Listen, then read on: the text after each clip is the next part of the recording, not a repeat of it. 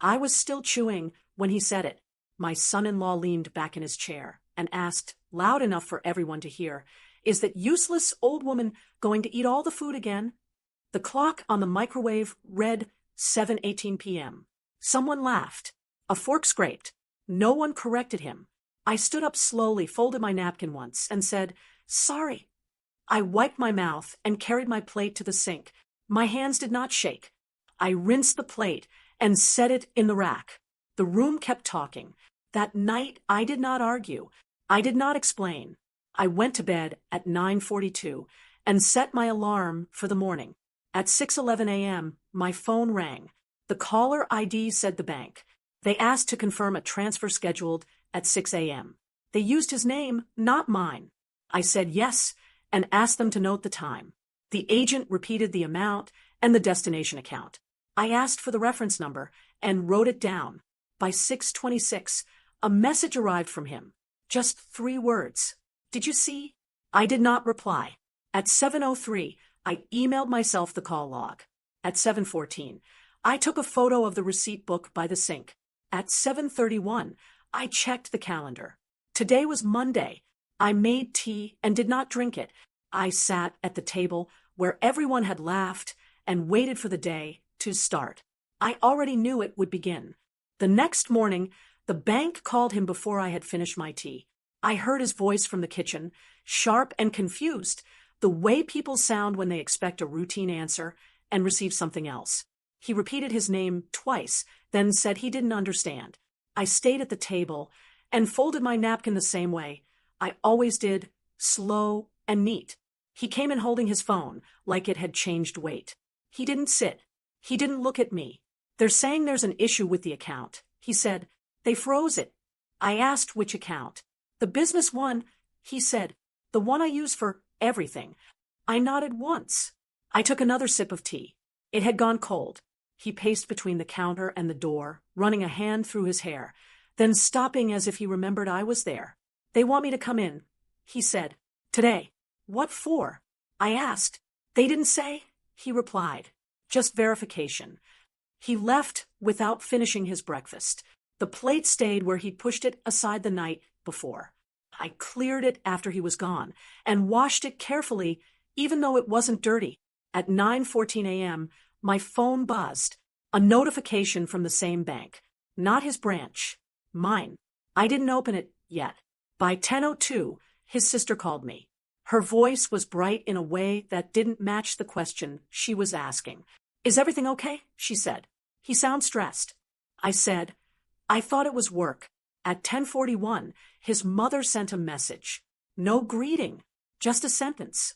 "Tell him to call me when he knows more." I didn't reply. At 11:30, he called from the branch. He spoke quietly, like someone in a waiting room. "They're asking about transfers," he said. "About timing." I asked what kind of transfers. He hesitated. "Old ones," he said, "from last year." I knew which ones he meant. Those transfers had started small. A few hundred at first, then more. Always explained as temporary. Always framed as help. He'd said family money circulated differently. He'd said it was normal. I had believed him because he said it calmly. At 12:07, he texted me a photo of a form. Sections highlighted, boxes checked in pen that wasn't his. "They want explanations in writing," he wrote. I didn't answer. At 12:32, I finally opened my notification. My account balance hadn't changed. The note beneath, it was brief. "Inquiry resolved. No action required." I locked my phone and placed it face down. He came home at 1:18 p.m. He set his keys down slowly, like he was trying not to make a sound. "They're reviewing everything," he said. "They said it could take days." "Okay," I said. "They asked about you," he added. I looked up. "What about me?" He shrugged. "Just basic questions." At 1:47, his father called him. I heard only one side of it. Short answers, reassurances, promises to handle it. At 2:03, his mother arrived without calling. She walked past me as if I were furniture and went straight to him. She lowered her voice, but not enough. "You should have listened," she said. "I told you to keep things simple." I watched her adjust her bag on the chair I usually used. She didn't ask if she could sit there. At 2:19, she turned to me for the first time. "This is your fault," she said. Not angry. Certain. I asked how. She smiled thinly. "Things go wrong when people forget their place." I didn't respond. At 2:34, he asked me if I had told anyone anything. The bank, he clarified, or anyone else. I said no. At 3:10, another email came through. This one CC'd. Compliance review. Temporary restrictions. He read it twice, then looked at me. "They're treating me like I did something wrong," he said. I folded the laundry that had been sitting on the chair since morning. I paired socks that didn't match and put them away anyway. At 4:22, his sister called again. This time she asked directly, "Did you say something to the bank?" I told her I hadn't spoken to anyone. At 5:05, his mother stood by the window and made a call. She said my name once. She said complication twice. Dinner that night was quiet. He didn't finish his food. She ate carefully, like she was watching herself. At 7:18 p.m., my phone buzzed again. Another message from my bank. Documentation received. Thank you for your cooperation. I still didn't open it. He went to bed early. She left without saying goodbye. I stayed in the kitchen and wiped the counter until it was clean. At 11:46, I opened my email and scrolled through a folder I hadn't touched in months. Statements, dates, confirmations, everything lined up the way it always had. I closed the laptop. I wasn't ready to say anything yet. I didn't need to. By Tuesday morning, the house had a different rhythm. He woke before the alarm and checked his phone before standing up. He spoke less, but when he did, it sounded rehearsed. At 7:08 a.m., he asked if I'd seen a letter on the counter. I said no. At 7:12, his mother texted again. This time she used my name. "We need to talk.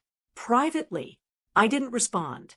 At 8:36, he left for another meeting at the branch. He wore the jacket he saved for serious days. He didn't finish his coffee. The mug sat half full by the sink until I poured it out at noon. At 9:41, an email came through to his business address and mine. Same subject line. Request for documentation. Attached were 3 items: a timeline, a transaction list, and a declaration form. The dates matched the transfers he had called temporary. The amounts matched the explanations he'd said not to worry about. At 10:09, his sister sent a message in the family group chat. "Let's not panic. This will pass." 2 thumbs-up reactions followed. None from him. At 10:22, I took screenshots of the email and saved them to a folder labeled with the date.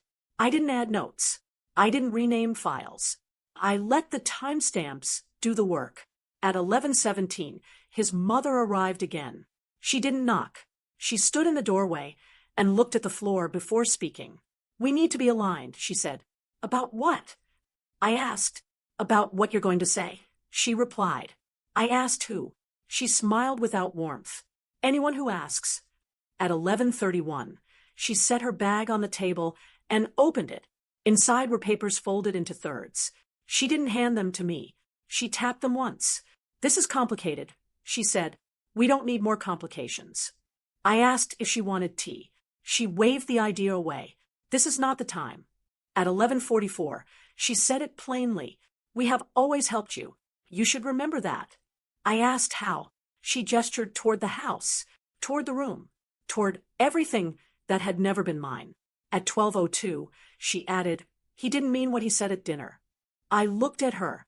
"He said it loudly." She shrugged. "Men joke." At 12:15, she leaned forward. "You could make this easier." "For who?" I asked. She didn't answer. At 12:28, she said, "If the bank asks, you didn't understand the transfers." I said nothing. At 12:41, she said, "If anyone asks about the dinner, you were sensitive." I stood and cleared the table. I placed the papers back into her bag without opening them. She watched me do it. At 12:53, she said, "You should think about your position."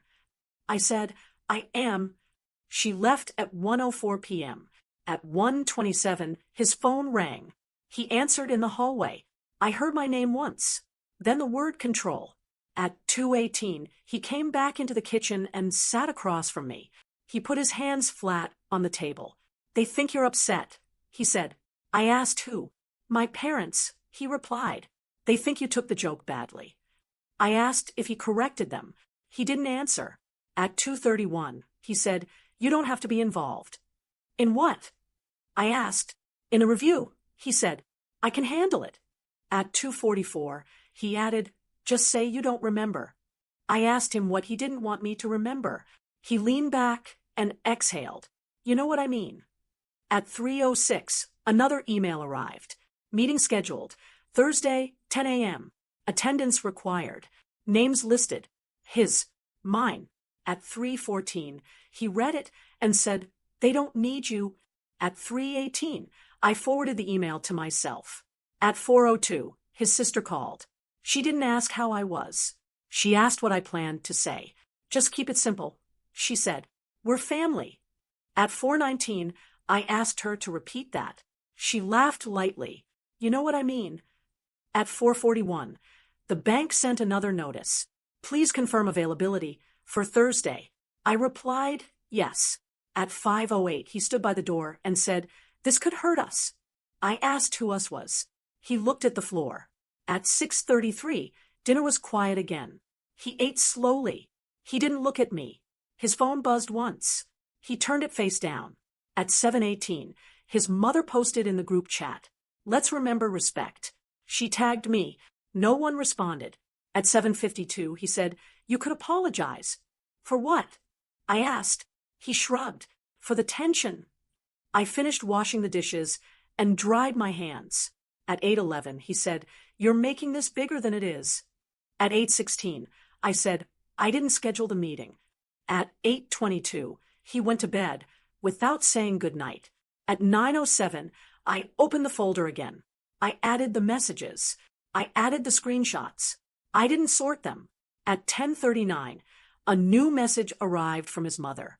We are trying to protect him. I saved it. That was the moment neutrality ended. The meeting was set for Thursday at 10 a.m. By Wednesday night, the house felt staged. Every sentence sounded prepared. Every pause carried weight.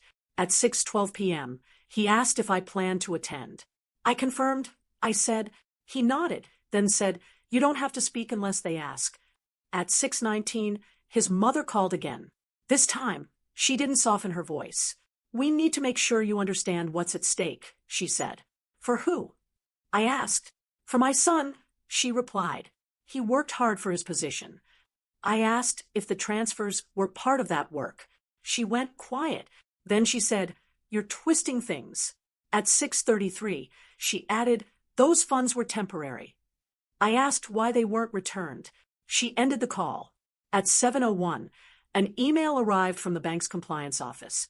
Please bring identification and any relevant documentation. The phrase any relevant documentation was underlined. At 7:18, I printed the email. At 7:41, his sister sent a message. Please don't embarrass us tomorrow. I asked how. She didn't respond. At 8:05, he sat beside me and said, you could say you misunderstood the purpose of the transfers. I asked if he wanted me to lie. He looked away. I want this over. At 8:19, I asked him to explain the purpose. He said it was to help. Who? I asked. He didn't answer. At 9:02, his mother sent a document. No message, just an attachment. It was a drafted statement. My name was already typed at the top. It read, I confirm I did not fully understand the nature of the financial movements and do not believe there was any misconduct. I saved it. That was the boundary. At 9:21, I replied once. I won't sign this. At 9:24, she wrote back, you're being difficult. At 9:37, he said, why are you doing this? I said, I'm not. At 10:11, I placed the printed emails, screenshots, and the drafted statement into a folder. I labeled it with the date and time. Thursday morning came quietly. At 7:06 a.m., he left early. At 8:18, his mother texted, where's something appropriate? I didn't reply. At 9:42, I arrived at the branch. The lobby smelled like cleaner and paper. A receptionist asked for my name and checked a list. "Please wait," she said. At 9:57, his name was called first. At 10:03, mine. The room had 4 chairs and a glass table.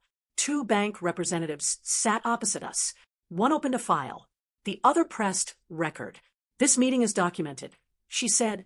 At 10:07, they asked about the transfers. He spoke first. "They were temporary," he said. "Family support." The representative nodded. "Do you have documentation?" He looked at me. I didn't speak. At 10:14, his mother joined by phone. She wasn't on the attendee list. She introduced herself anyway. "I'm here to clarify," she said. The representative paused. "This call is recorded," she said again. His mother continued. "My son would never misuse funds." At 10:19, the representative asked her to explain the drafted statement. There was silence. Then his mother said, "It was precautionary." "At whose request?" the representative asked. She said his name. He didn't deny it. That was step 1. At 10:27, the representative asked why the statement was sent before the meeting. His mother said, "To save time." At 10:31, they asked why my name was pre-filled. She said, "Efficiency." At 10:36, the representative asked me if I'd been pressured. I said, "I was asked to sign something I didn't agree with." At 10:41, they asked if I had copies. I slid the folder across the table. No commentary. At 10:48, the representative flipped through the pages. Screenshots, timestamps, the drafted statement, messages asking me to keep things simple. At 10:55, she looked up. "Thank you," she said. The call ended at 11:02. At 11:07, his mother texted, "Why did you do that?" I didn't reply. At 11:19, he said, "You could have warned me." I said, "You had the same documents." At 11:33, the bank scheduled a follow-up. At 12:01, he said, "My mother was only trying to help." I asked him help who. He didn't answer. At 12:18, his sister texted, "This didn't need to go this far." I saved it. By 1 p.m., the narrative had shifted, not because I argued, because they spoke, and their words stayed. The follow-up meeting was scheduled for Monday at 9:30 a.m. No one asked me to prepare anything. That told me enough. On Sunday evening at 6:54 p.m., his mother emailed again. This time, she copied 3 people I didn't recognize. The subject line read, "Clarification." She wrote that there had been confusion, that family assistance had been mischaracterized, and that she trusted the bank would handle the matter appropriately. She didn't mention the drafted statement. She didn't mention the pre-filled name. She didn't mention the request to sign. I printed the email at 7:02 and added it to the folder. At 7:19, he asked if I planned to say anything tomorrow. "I'll answer what I'm asked." I said. He nodded once. He didn't look relieved. At 8:11, his sister sent another message. "Please remember this affects all of us." I didn't reply. Monday morning, I arrived early. At 9:11, the branch manager greeted me by name. He didn't offer coffee. At 9:18, a compliance officer joined us. She placed a recorder in the center of the table and pressed a button. "This is procedural," she said. At 9:24, they asked him to explain the origin of the transfers again. He repeated the same words. "Temporary. Family support." At 9:28, the compliance officer asked why the amounts matched internal thresholds that triggered review. He said he didn't know. At 9:31, they asked why the funds were routed through an account not listed in his standard disclosures. He said it was an oversight. At 9:35, they asked if anyone advised him to move the funds that way. He looked at his mother on the screen. She shook her head, slightly. "No," he said. At 9:39, the officer opened a document on her tablet. She read aloud a line from his mother's email sent 2 weeks earlier, the one forwarded to me by mistake. "Stick to this." The room went quiet. At 9:41, the officer asked, "Stick to what?" His mother spoke quickly. That was taken out of context. "At whose instruction?" the officer asked. She said, I don't recall. At 9:45, the officer asked why a drafted statement had been prepared before any inquiry. His mother said it was precautionary. The officer asked, "Precaution against what?" There was no answer. At 9:49, they asked me if I'd been offered anything in exchange for my signature. I said, I was told it would make things easier.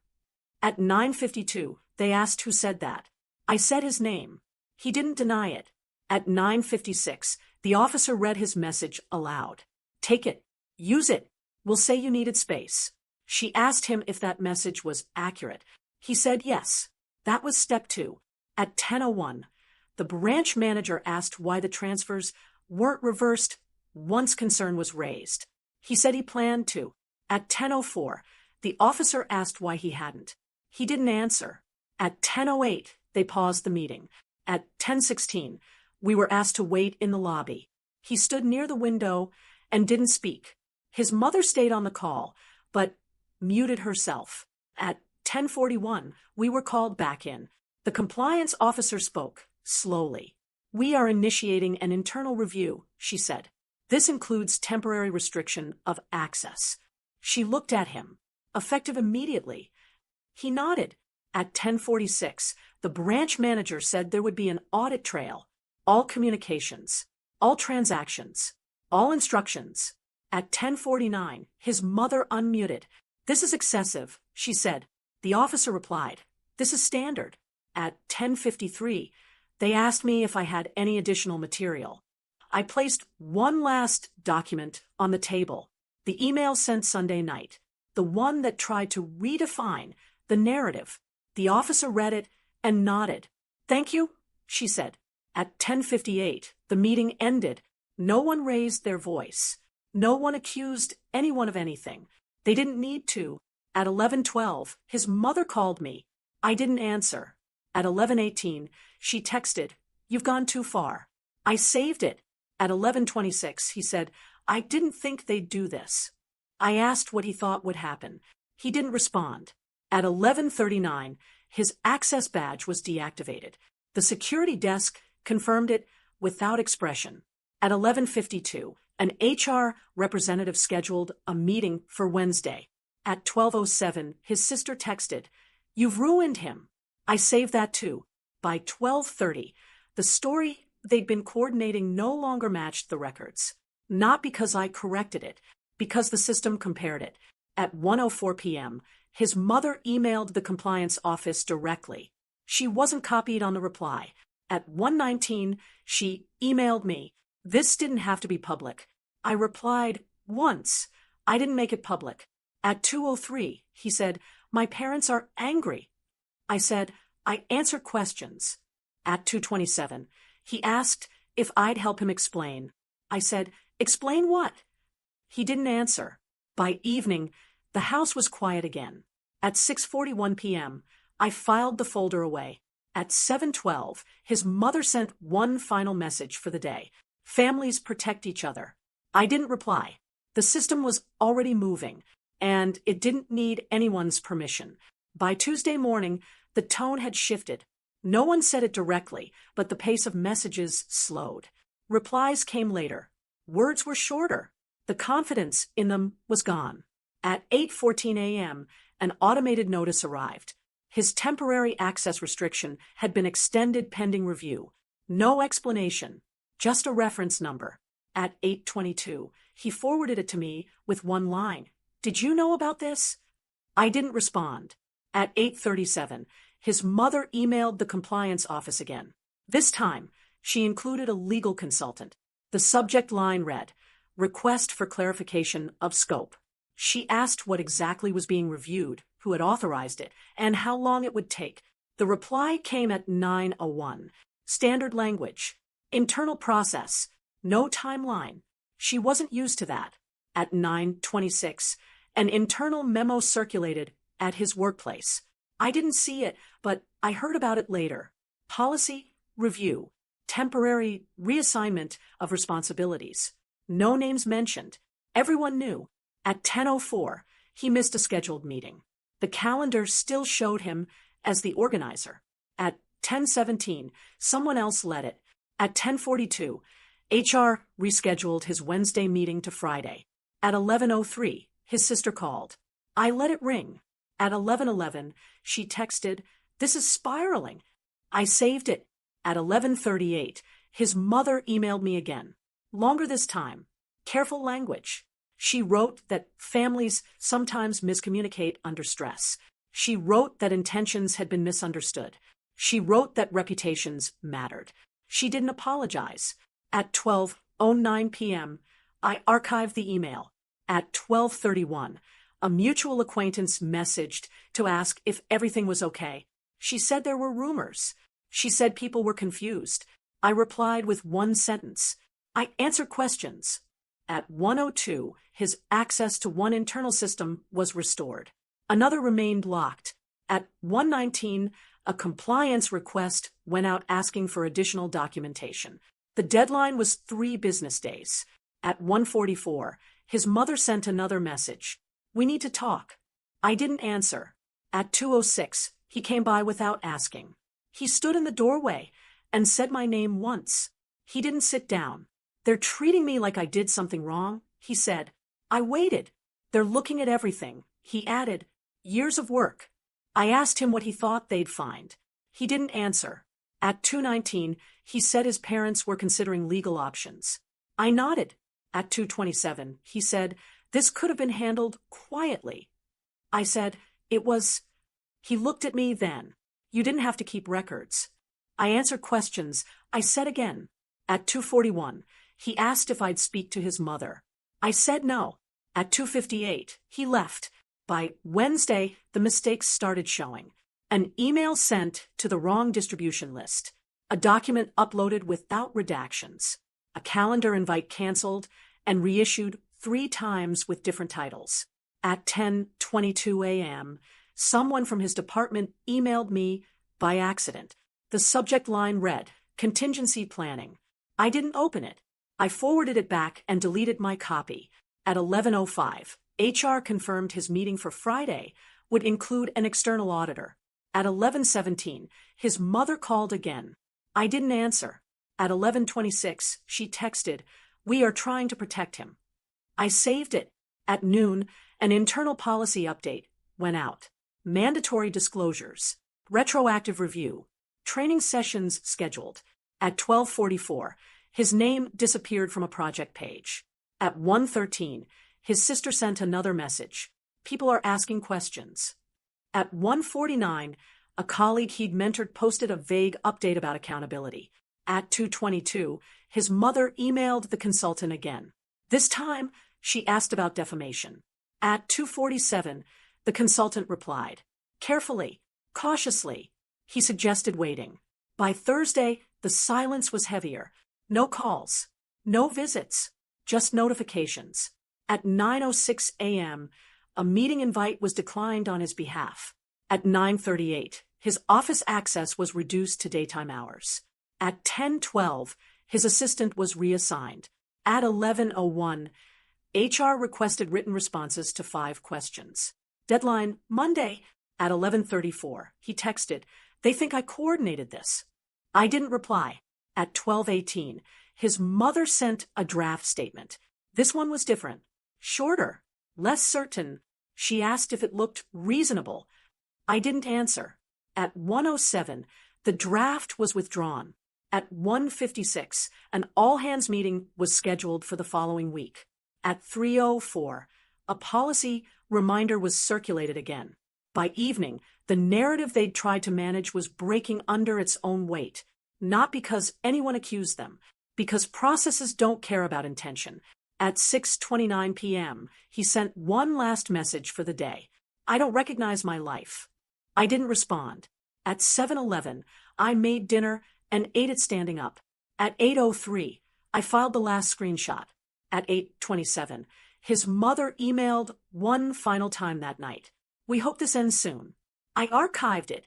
Nothing had collapsed publicly. No scenes, no confrontations, just missed meetings, revised policies, and doors that didn't open the way they used to. And no one could stop it. Friday arrived without urgency. At 6:42 a.m., my alarm went off once. I turned it off and stayed in bed for another minute, not thinking about anything in particular. The light outside the window was pale. The street was quiet. At 7:18, I made coffee and drank it standing at the counter. I didn't check my phone. At 8:03, I logged into work and answered 2 emails. One needed a confirmation. The other needed a file attached. I sent both and closed the tab. At 9:11, an automated message arrived from the bank. Review concluded. No action required on my account. Reference number attached. I archived it. At 9:26, another notification arrived. His HR meeting had concluded. The subject line didn't include his name. It didn't need to. At 9:41, his sister sent a message. They reassigned him. I didn't reply. At 10:02, I changed the bed sheets. The fitted corner took longer than usual to sit flat. I adjusted it twice and moved on. At 10:38, I took the folder out one last time. I checked that everything was there. Screenshots, emails, dates. I copied it to a second drive and labeled it with the month. Then I put both drives in different drawers. At 11:07, I deleted the reminder I'd set weeks earlier, the one I thought I might need. I didn't. At 11:42, a message came in from an unfamiliar number. No greeting, just a sentence. This has gone too far. I deleted it without saving. At noon, I ate lunch at my desk. Rice and vegetables. The same meal I'd had most days that week. At 12:29 p.m., my phone buzzed again. This time it was him. I'm meeting with them again. The message said, they want statements. I read it once. I didn't answer. At 1:03, another message followed. I don't know how this became this. I didn't respond to that either. At 1:46, his mother emailed. The subject line read, "Moving forward." She wrote that emotions had been high, that misunderstandings happened, that she hoped we could all put this behind us. There was no apology. There was no acknowledgement. I archived it. At 2:18, I closed my laptop and stood up. I went outside and walked around the block. The weather was mild. Someone had left a box of books on the curb. I stopped and looked through them, then kept walking. At 3:04, a calendar notification popped up. A meeting I'd forgotten about. I joined, spoke twice, and left on time. At 4:12, my workday ended. At 4:19, I noticed something small. The lamp in the corner of the living room had been flickering for days. I replaced the bulb. The light stayed steady after that.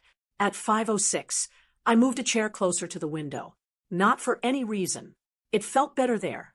At 5:43, his sister called. I let it ring. At 5:51, she texted. He's struggling. I read it and put the phone down. At 6:28, I cooked dinner. I ate sitting at the table this time. At 7:02, I received one final message from him. I can't go against my parents. There was nothing else after that. I didn't block him. I didn't need to. At 7:41, I washed the dishes and dried them immediately. I wiped the counter and turned off the light. At 8:09, I backed up my files and shut the laptop. At 8:22, I changed the lock code on my phone. Not because I was afraid, because I wanted it changed. At 8:47, I opened a window and let the air in for a few minutes. Then I closed it. By Saturday morning, the noise was gone. No messages, no calls, no new explanations. At 9:14 a.m., I went grocery shopping. I bought what I needed, nothing extra. At checkout, the card reader paused for a second, then approved the payment. I put the receipt in my bag and didn't look at it again. At home, I put everything away and cleaned the sink. In the afternoon, I worked for 2 hours and stopped when I was done. In the evening, I sat on the floor and sorted through old papers, things I'd been meaning to discard. I threw most of them away. At 8:31 p.m., I realized I hadn't checked my phone in hours. It was still face down on the table. I left it there. Life didn't change dramatically after that. It became quieter. Meetings happened. Work continued. Bills were paid early. Files were named properly. When something didn't fit, I removed it without explanation. No one apologized. No one admitted anything. They didn't have to. What mattered had already been recorded. I didn't raise my voice. I didn't confront anyone. I didn't explain myself repeatedly. I answered questions when asked and stopped when they weren't. Some people confuse silence with weakness. Others confuse money with power. I learned something else. When someone offers you ease in exchange for erasing yourself, the refusal doesn't need an audience. It just needs to be final. And when life goes on without them, calmly and intact, that's enough.